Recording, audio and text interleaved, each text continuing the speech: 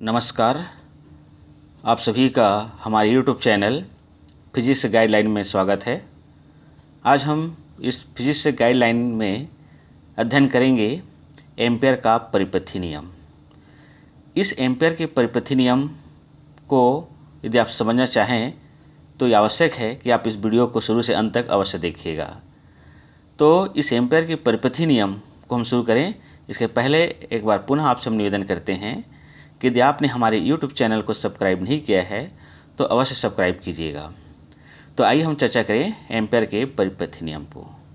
देखिए, एम्पेयर का परिपथी नियम का कथन यह है कि वायु या निर्वात में किसी बंद वक्र के चारों ओर चुंबकीय क्षेत्र B का रेखीय समाकलन उस वक्र द्वारा घिरी हुई कुल धारा I का μ0 गुना होता है। और यदि हम इसे सूत्र के रूप में लिखें तो इसे हम लिख सकते हैं समाकलन B इंटू DL बराबर μ0 I, जहाँ μ0 वायु या निर्वात की चुंबकीयशीलता कहलाती है। जिस एम्पेयर के परिपथी नियम को हमें सिद्ध करना है या इसकी व्युत्पत्ति करनी है तो हमें इस चित्र पे ध्यान देना होगा। जैसे मान लीजिए कि इस चित्र में एक्स वाई एक सीधी धारावाही चालक है जो कि असीमित लंबाई का है। इस चालक में तीर की दिशा में धारा I प्रवाहित हो रही है। जब इस चालक में हम धारा प्रवाहित करते हैं तो इस चालक के चारों ओर चुंबकीय क्षेत्र उत्पन्न होता है जो कि सकेंद्री वृत्त के रूप में होता है, जो चालक के लंबवत तल में स्थित होता है।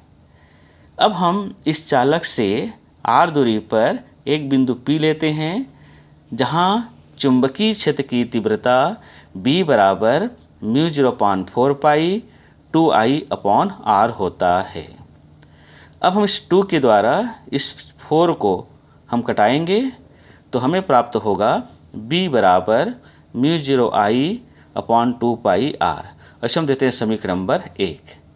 और इस चुंबकीय क्षेत्र P की जो दिशा होती है वो वृत्त के प्रत्येक बिंदु पर खींची गई स्पर्श रेखा के अनुदिश होती है। अब हम क्या करते हैं, इस बिंदु P पर एक dl लंबाई के अल्पांश की कल्पना करते हैं। तो अल्पांश dl और चुंबकीय क्षेत्र B की जो दिशा होती है वह एक समान होती है और उनके बीच जो बनने वाला कोण होता है वह 0 होता है।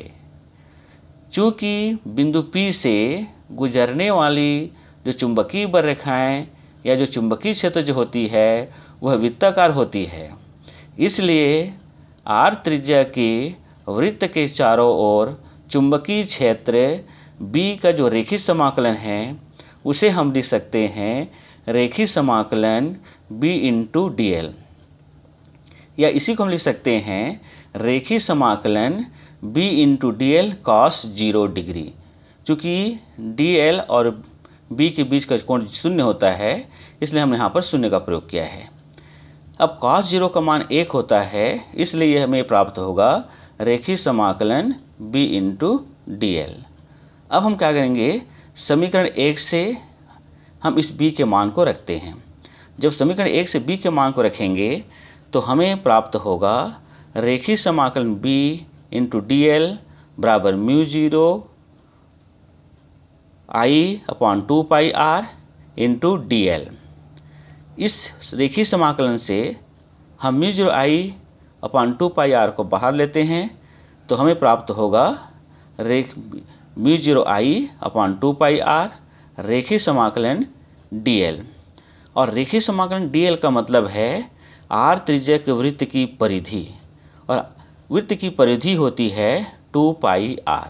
इसलिए हम इस समीकरण 2 में इस रेखीय समाकलन DL के जगह में 2 पाई r रखते हैं तो हमें इस प्रकार से समीकरण प्राप्त होता है, जिसमें से 2 पाई r को हम कैंसिल कर देते हैं तो हमें प्राप्त होता है रेखीय समाकलन B इंटू DL बराबर μ0 I। और यही एम्पेयर के परिपथी नियम का गणितीय रूप है। तो आप सभी इस वीडियो को अच्छे से देख लीजिएगा। मैं आपकी स्क्रीन पर इस एम्पीयर के परिपथी नियम के नोट्स को आपको पुनः दिखा रहा हूँ।